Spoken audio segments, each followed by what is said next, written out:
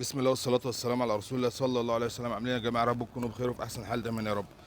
كل سنة وانتم طيبين. يلا بينا كلنا نصلي على النبي. الفيديو ده توعية. ده طبعا واحد يعني أيا كان زبون ولا صناعي مركب سير للباور، من الباور لتنبورة الكرنك على طول، ولاغي الفريون. لاغي الفريون اللي بقى، والفريون سليم وشغال.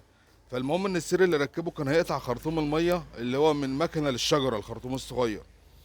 وتاني حاجة الخرطوم لازق في بيلة الشداد بتاع الدينامو زي ما انت شفته في الفيديو من الاول.